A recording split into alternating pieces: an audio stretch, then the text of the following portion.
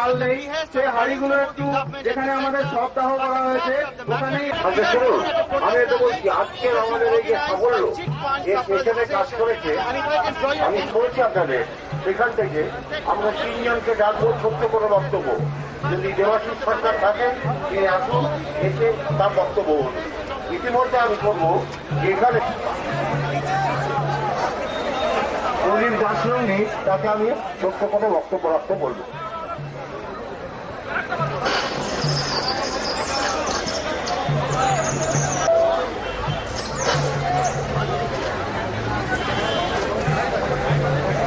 পশ্চিমবঙ্গকে স্তব্ধ করে দেবো। আমাদের আমানতকারী টাকা ফেরত চাই। আমানতকারী টাকা যে মন্ত্রীরা খেয়ে বসে আছে তাদের অবিলম্বে গ্রেফতার করতে হবে। সেই দাবিতে আমরা সার্ভিস প্রোভাইডার সেভিং সোল্ডার আগামী দিন সারা পশ্চিমবঙ্গ জুড়ে আন্দোলনের ডাক দিচ্ছি। সেই আন্দোলনে আপনারা সামিল হন এবং এই আশা রেখে ক্ষুদ্র বক্তব্য আমি এখানে শেষ করলাম। অভিনেতা চন্দন সেন আমাদের মধ্যে রয়েছেন, অভিনেতা চন্দন সেন রয়েছেন, আমি তাকে দু এক কথা বলার জন্য বলবো।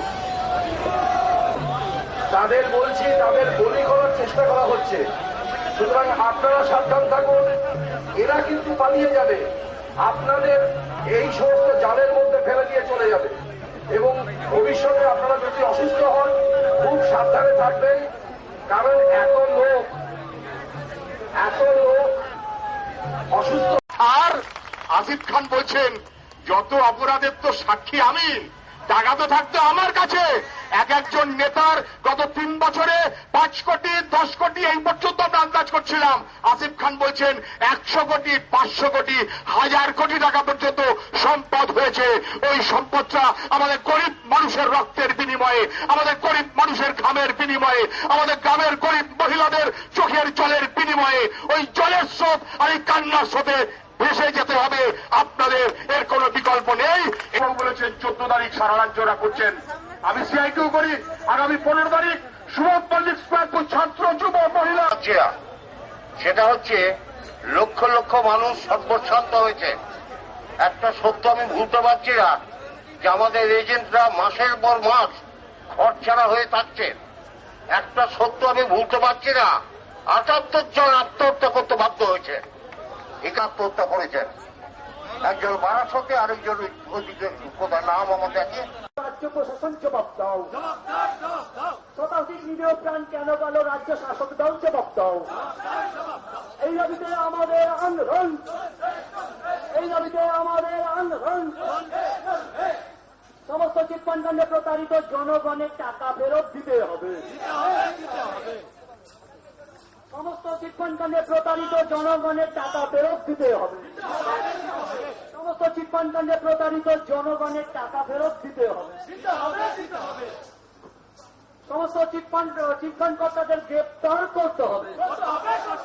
সমস্ত চিটফান্ড কাণ্ডের নেতা মন্ত্রীদের গ্রেপ্তার করতে হবে। চিটফান্ড কাণ্ডে জড়িত নেতা মন্ত্রীদের চিহ্নিত করে গ্রেপ্তার করতে হবে। উপযুক্ত শাস্তি দিতে হবে। চিটফান্ড কাণ্ডে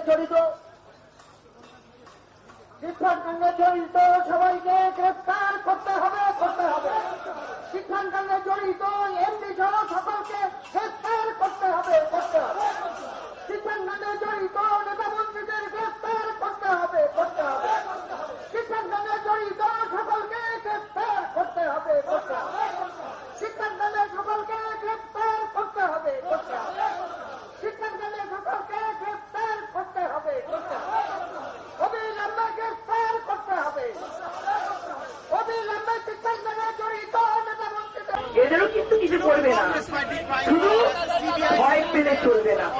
একদিন আমাদের কিন্তু মরবেন যদি মানুষের মতো মানুষ হয়ে ওই মানে টাকা পাবেন, এইটাই করবেন।